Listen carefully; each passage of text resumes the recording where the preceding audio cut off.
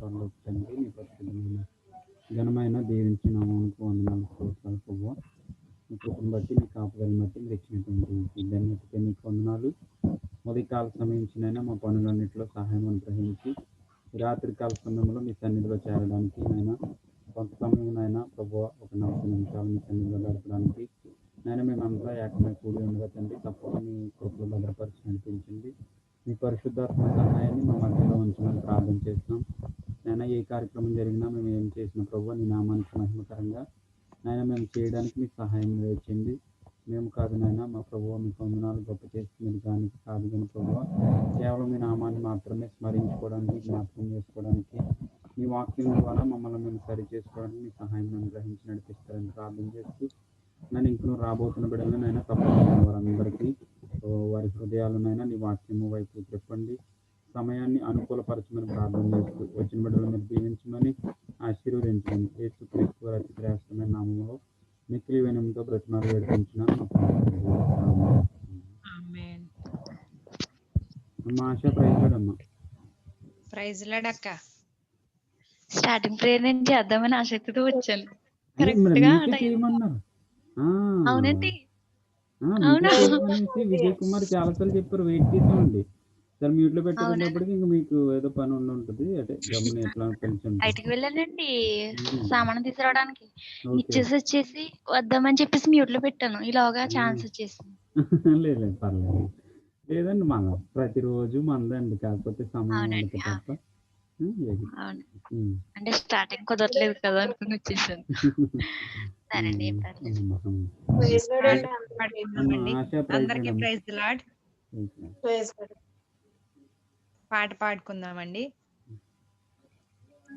ధవళవర్ణుడా రత్నవర్ణుడా 10,000 అతి ప్రియుడా అతి కాంక్షణీయుడా ధవళవర్ణుడా రత్నవర్ణుడా 10,000 అతి ప్రియుడా అతి కాంక్షణీయుడా ఎందుకయ్య మాపై ప్రేమ ఎందుకయ్య మాపై కరుణ ఎందుకయ్య మాపై ప్రేమ ఎందుకయ్య మాపై కరుణ ధవళవర్ణుడా రత్నవర్ణుడా 10,000 అతి ప్రియుడా అతి కాంక్షణీయుడా ధవళవర్ణుడా ఘోర పాపినైన నన్ను లోకమంత వెలివేసిన అనాథగా ఉన్న నన్ను ఆప్తులంత దూషించగా ఘోర పాపినైన నన్ను లోకమంత వెలివేసిన అనాథగా ఉన్న నన్ను ఆప్తులంత దూషించగా నీ ప్రేమ నన్నాదుకొని నీ కరుణ నన్ను దాచెను నీ ప్రేమ నన్నాదుకొని నీ కరుణ నన్ను దాచెను ధవళవర్ణుడా రత్నవర్ణుడా 10,000 అతి ప్రియుడా అతి కాంక్షణీయుడా ధవళవర్ణుడా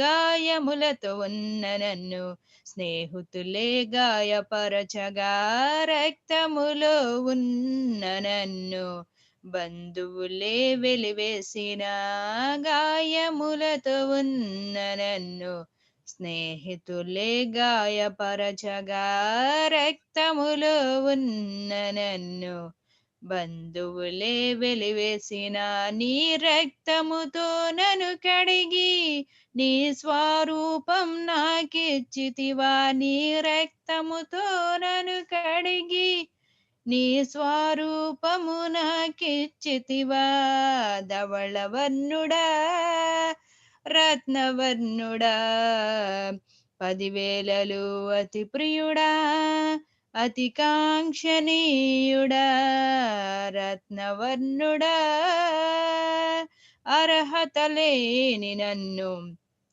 నీవు అర్హునిగా చేసితివి నీ మహిమలో నిలబెట్టుటకు నిర్దోషిగా చేసి తిని అర్హత లేని నన్ను నీవు అర్హునిగా చేసితివి నీ మహిమలో నిలబెట్టుటకు నిర్దోషిగా చేసి తిని నీ సేవలో నన్ను వాడుకుని నీ నిత్య రాజ్యము చేర్చితివి నీ సేవలో నన్ను వాడుకుని నీ నిత్య రాజ్యము చేర్చితివి ధవళవర్ణుడా రత్నవర్ణుడా 10,000 అతి ప్రియుడా అతి కాంక్షణీయుడా ధవళవర్ణుడా రత్నవర్ణుడా 10,000 అతి ప్రియుడా అతి కాంక్షణీయుడా ఎందుకయ్య నీపై ప్రేమ ఎందుకయ్య మాపై కరుణ ఎందుకయ్య మాపై ప్రేమ ఎందుకయ్య మాపై కరుణ ధవళవర్ణుడా రత్నవర్ణుడా 10,000 అతి ప్రియుడా అతి కాంక్షణీయుడా ధవళవర్ణుడా దేవునికి స్తోత్రం దేవునికి మహిమ కలుగును గాక ఆమేన్ పాట పాడి పాట పాడారు. పాట పాడే సమయంలో ఇంకా మన వాళ్ళు ఎవరైనా వస్తారేమో అనుకున్నాం, మరి ఇంకా రాలేదు కాబట్టి ఉన్న వాళ్ళలో హోషియా గురించి మరలా ఒకసారి మనం రివిజన్ చేసుకుందాం, లేక కొన్ని విషయాలని హోషియా గురించి మాట్లాడుకుందాం. అందరికీ హృదయపూర్వక వందనాలు తెలియజేస్తున్నాను. అయితే హోషియా ఎవరంటే ఒక ప్రవక్త ఉన్నాడు. ఆయన ఒక ప్రవక్త అంటే గనక ఏంటి అని మనం ఆలోచిస్తే గనక దేవునికి మనుషులకి ఒక మధ్యవర్తిగా వ్యవహరించే వ్యక్తిని ప్రవక్త అని అంటాం. ఒకటి నార్మల్గా మనం చర్చెస్లో కానీ లేకపోతే మన సమాజంలో కానీ ప్రవక్తలు ఎలా పిలువబడతారంటే గనక ప్రవచించేవారు. ఇప్పుడు ఒక మనిషికి ఒక కుటుంబంలో కానీ ఒక మనిషి జీవితంలో కానీ రాబోయే కాలంలో ఏం జరగబోతుందో చెప్పేవారు, లేకపోతే దేవుని ఆత్మను పొందుకొని ఆ విధంగా ఆత్మీయంగా మాట్లాడే వాళ్ళని ప్రవక్తలు అని మన కాలంలో పిలుస్తారు. కానీ బైబిల్ గ్రంథంలో ఉన్నటువంటి ప్రవక్తలు అలా కాదు. దేవుని మాటను తీసుకొని దేవునితో మాట్లాడి వాళ్ళు దేవుని యొక్క స్వరము వాళ్ళు విని ఆ స్వరాన్ని దేవుడు ఇలా చెప్పమన్నాడు అని రాజులకు పరిపాలించే వారికి కానీ తెలియచేసే వాళ్ళని ప్రవక్త అని మనం బైబిల్ గ్రంథంలో పిలుస్తాం. అంటే అప్పటికి ఇప్పటికి ఉన్న తేడా ఏంటంటే బైబిల్ గ్రంథంలో మనం చూసినప్పుడు డైరెక్ట్గా పలానా హోషియా నువ్వు ఎలా వెళ్ళి మాట్లాడు, పలానా దానియేలు నువ్వు ఎలా వెళ్ళి వారితో మాట్లాడు, పలానా సమూయేలు నువ్వు వెళ్ళి పలానా సౌలుని రాజుగా చేయి, పలానా దావీదుని రాజుగా చేయి, ఇట్లాగా అనేక విషయాలు వారు ముఖాముఖిగా మాట్లాడుతున్నట్టు మోషేతోటి ప్రవక్త ముఖాముఖిగా దేవుడు మాట్లాడినట్టుగా మనం చూడగలుగుతాం. సో అప్పటికి ఇప్పుడుకున్నటువంటి ప్రవక్తలు వ్యత్యాసం అది. సో ఈ యొక్క హోషియా ప్రవక్త ఉన్నాడు. ఏ టైంలో ప్రవక్త ఈయనంటే కనుక మొదటి వచనంలో చూసాం, ఉజ్జియా, యోతాము, ఆహాజు, హిజ్కియా అనే యోధ రాజుల కాలంలో. ఇక్కడ యోధ రాజులు ఇశ్రాయేలీ రాజులు. మనం ఒకసారి ఆలోచిస్తే గనక ఇశ్రాయేలీలు మొట్టమొదటి రాజు ఎవరమ్మా విజయ? ఇశ్రాయేలీకి మొట్టమొదటి రాజు ఎవరు? మొట్టమొదటి రాజు అండి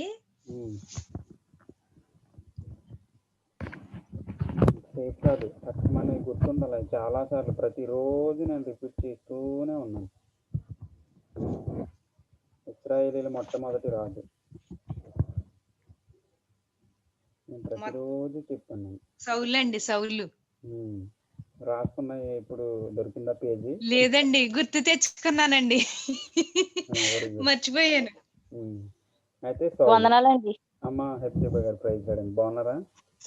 బాగున్నామండి దేవుడి దయ. అమ్మమ్మ ఇస్రాయేలీలకి అమ్మ చెప్పండి ప్రశాంతి గారు. క్వశ్చన్ ఏంటండి? ప్రశ్న, ఇస్రాయేలీలకి మొట్టమొదటి రాజు,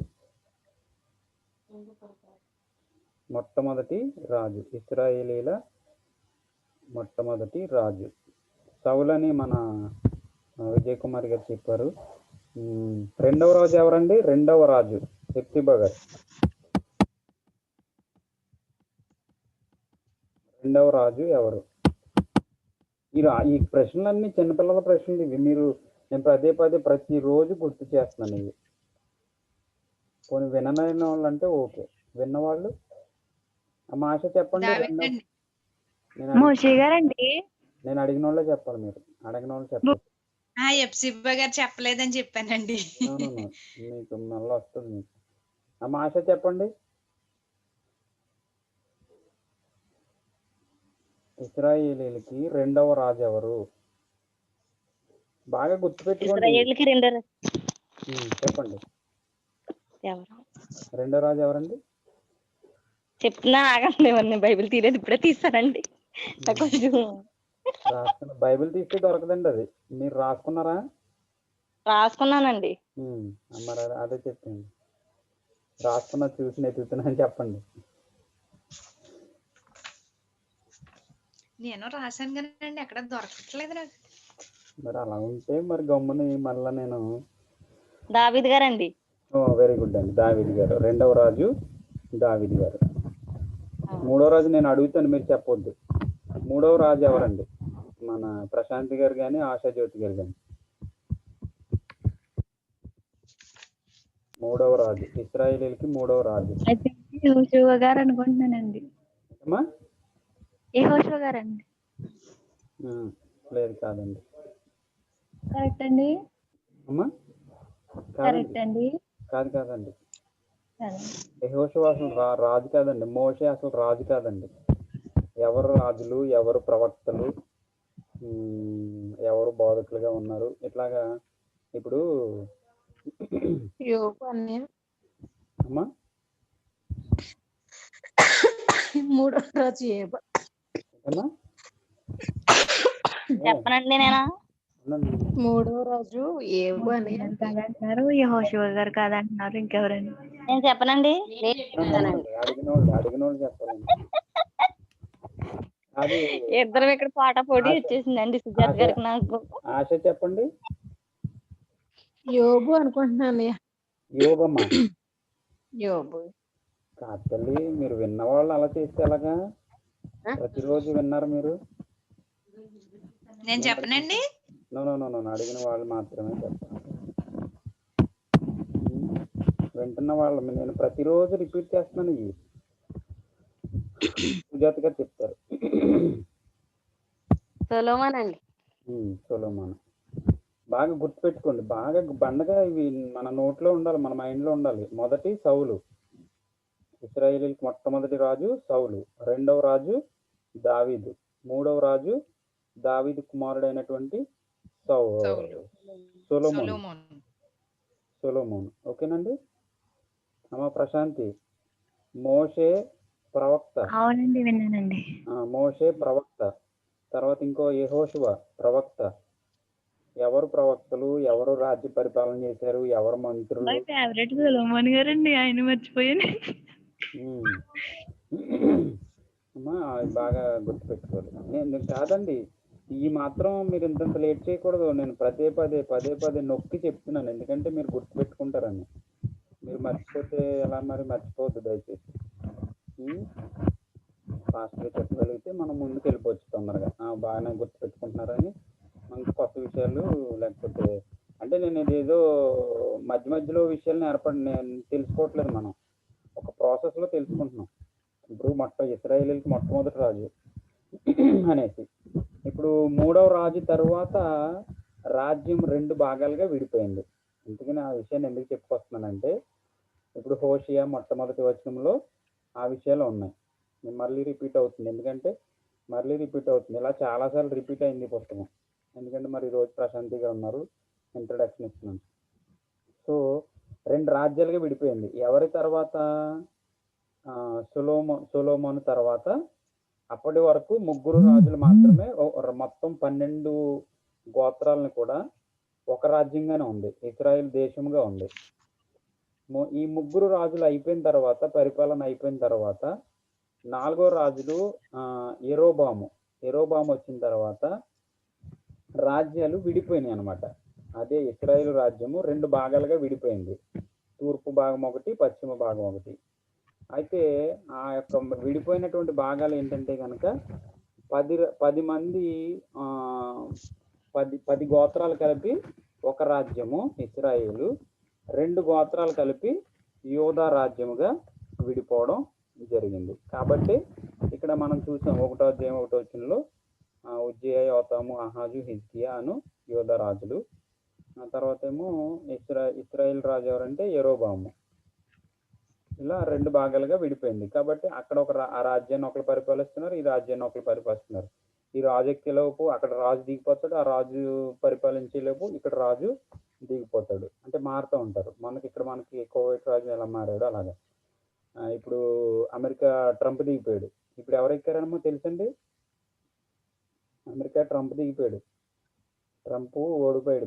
ఇప్పుడు నెక్స్ట్ ఎవరు ఎక్కారు? తెలీదని చూడలేదు.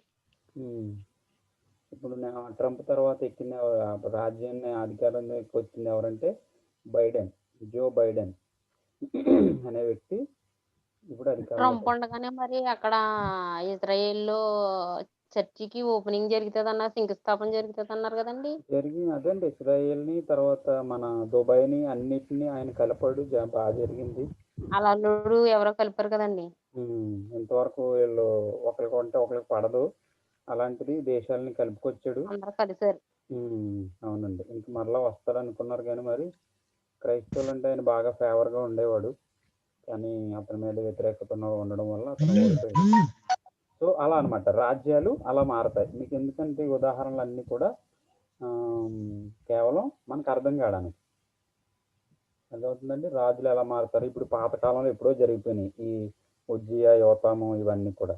సేమ్ ఇప్పుడు ఎలా జరుగుతుందో సేమ్ ఆ రోజుల్లో కూడా ఒకళ్ళ రాజ్యం ఎక్కితే, అంటే అప్పట్లో ఏంటంటే ఇప్పుడు కువైట్ ఎలా ఉందంటే తండ్రి కొడుకు తర్వాత మరలా కొడుకు అట్లా వస్తారు. ఇక్కడ కూడా సేమ్ అక్కడ కూడా అదే పరిస్థితి. వారి వంశాల్లో నుండే రాజులు రావాలి. మరలా ఏంటంటే దేవునికి ఇష్టమైనటువంటి వ్యక్తులు రాజులు అవుతూ ఉండేవారు. సో ఇలా 2 రాజ్యాలకు విడిపోయినటువంటి కాలంలో ఈ హోషియా దేవునికి, ఆ రాజులకి, దేవునికి ప్రజలకు మధ్యవర్తిగా వ్యవహరించాడు.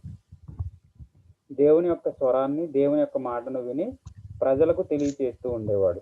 అయితే ఇందులో జరిగినటువంటి ప్రాముఖ్యమైన విషయం ఏంటంటే కనుక వాళ్ళు దేవుణ్ణి విసర్జించారు. కాబట్టి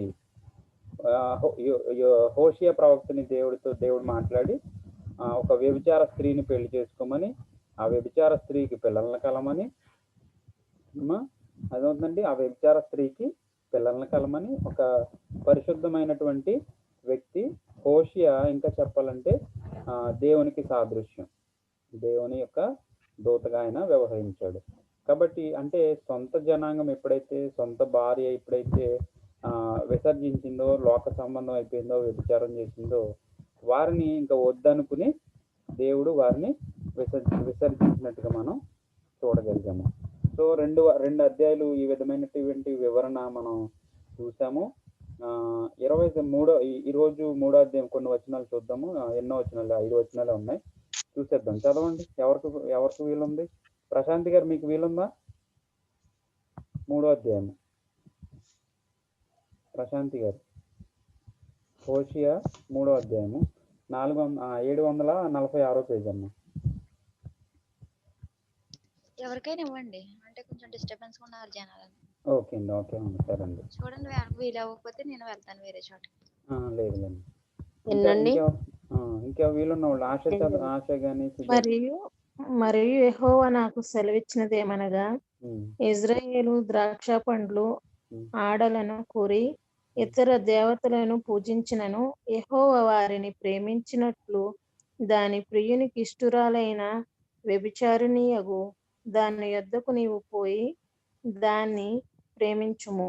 కాక నేను 18 తులముల వెండియు ఎదుము యువలను తీసుకొని దానిని కొని ఆమెతో ఇట్లాంటిని, చాలా దినములు నా పక్షమున నిలిచిండి ఏ పురుషుని కూడయు వ్యభిచారము చేయకయు నుండవలెను.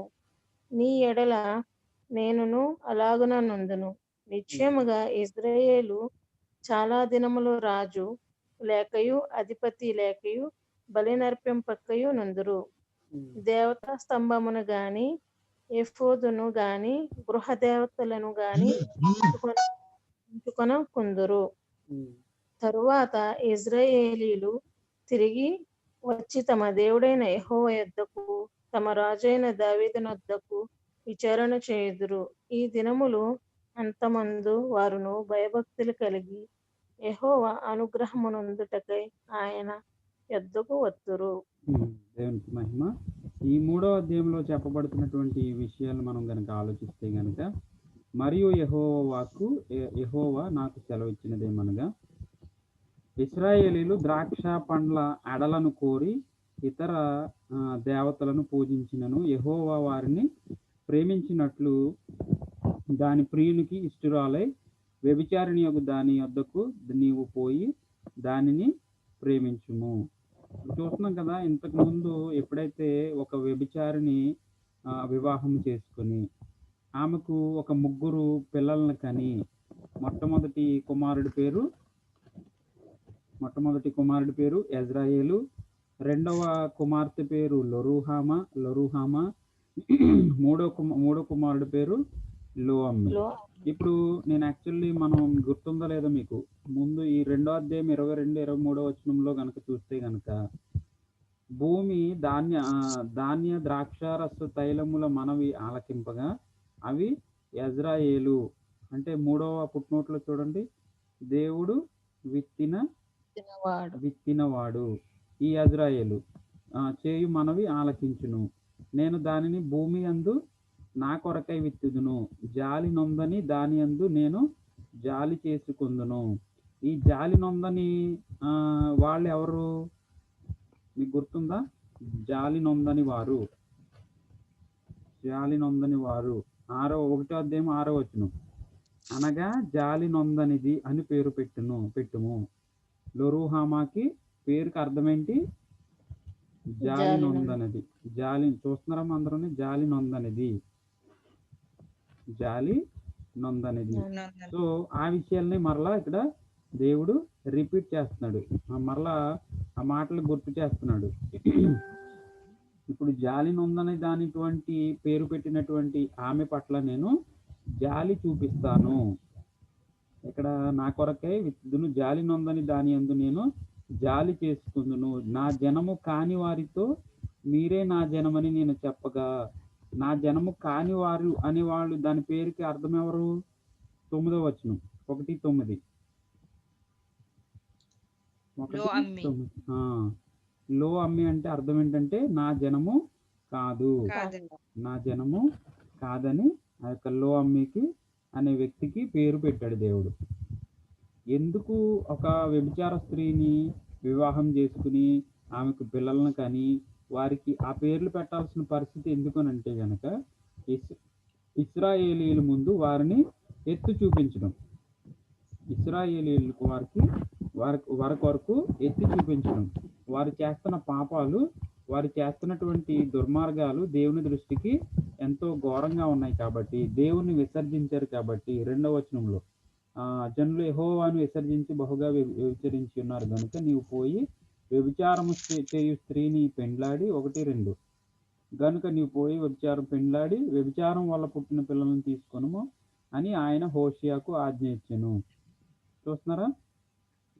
ఇంతకీ హోషేయ చేసుకున్నటువంటి భార్య పేరు ఏం పేరు? ఆమె వ్యభిచారి పేరు గోమెరు.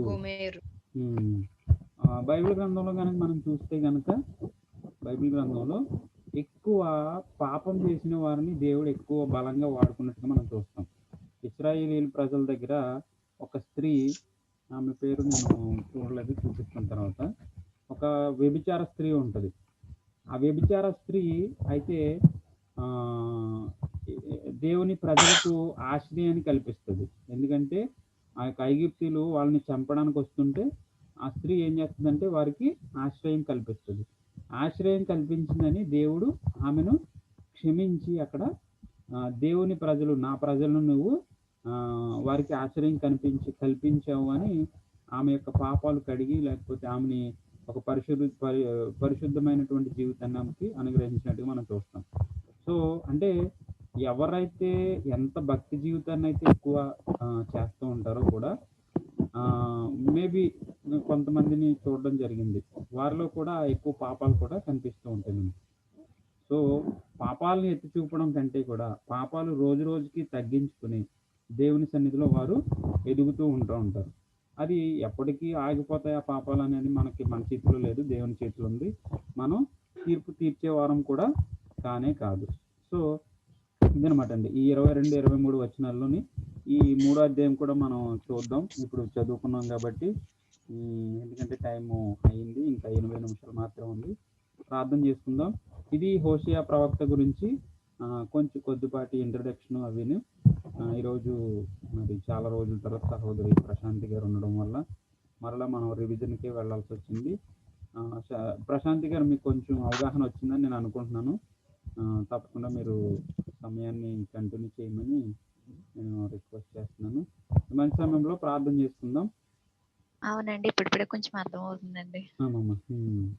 ఇదండి, ఇలాగ వింటే మనం ఒకరితోటి డిస్కషన్ చేసుకుంటే తప్పకుండా. ఆఖరి ప్రార్థన మీరే చేసిండి అయితే మీకు అవకాశం ఉంటే. మీరు మొదటి ప్రార్థన చేస్తానన్నారు. అన్ని విషయాలు ఓవరాల్గా గ్రూప్లో అందరం బట్టి, తర్వాత ఇప్పుడు జరిగిన బైబిల్ స్టడీని బట్టి ఓవరాల్గా చేస్తాను. ఏదైనా ప్రాముఖ్యమైన విషయాలు ఖత్తర్లో ఉన్నటువంటి సుజాత గారు, దుర్గ గారు గురించి చేయండి. ఆమె కొంచెం ఇబ్బందిలో ఉన్నారు. పేరు దుర్గ. తర్వాత సహోదరుడు భాష అనారోగ్యంతో ఉన్నారు, ఆయన కొరకు కూడా ప్రార్థించండి. ఆ 2 విషయాలు. భాష, దుర్గ.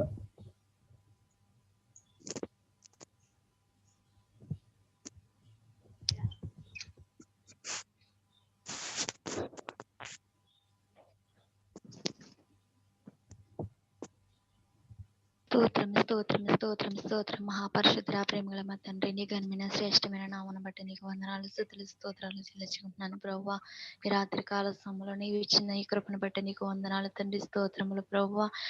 ఈ రాత్రి కాల సమయంలో తండ్రి గ్రూప్ లో ప్రభువా, జూమ్ యాప్ లో ద్వారా ప్రభు ఈ రీతిగా కూడి ప్రార్థించి ధన్యతను నాకు ఇచ్చినందుకు వందనాలు తండ్రి. ఇంతవరకు ప్రభువా నీ దాసుని ప్రభు నీ బిడ్డ ద్వారా ప్రభు నీ యొక్క పరిశుద్ధ గ్రంథం గురించి ప్రభు మేము ఓషే యొక్క ప్రవృత్తి గురించి మేము నేర్చుకోవడానికి నీవు ఇచ్చిన ఈ కృపను బట్టి నీకు వందనాలు తండ్రి.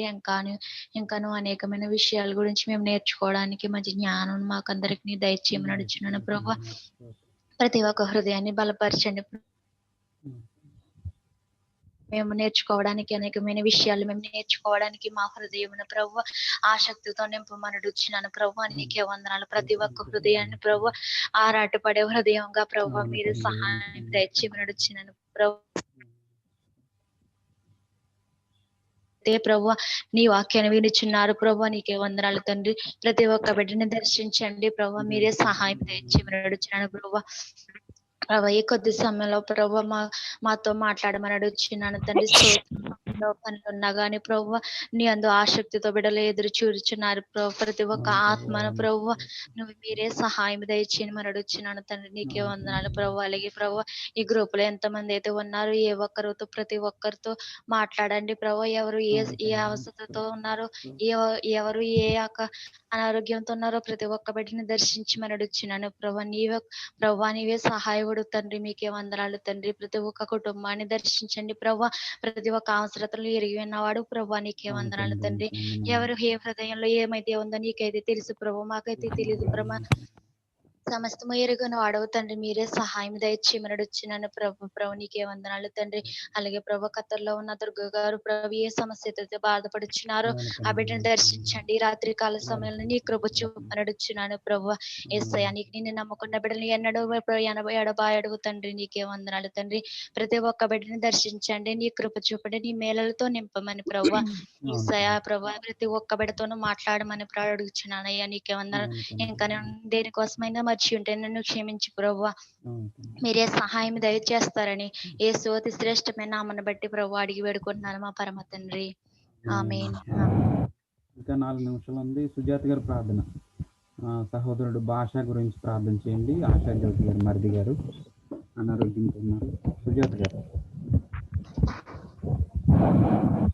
చేసి ఇంతవరకు ప్రార్థనలో నడుపుతున్నారు సహోదరి ప్రశాంతి గారికి వందనాలు తెలియజేస్తున్నాను. సుజాత గారు ఉన్నారండి? ఎప్సిబా గారు ఉన్నారండి?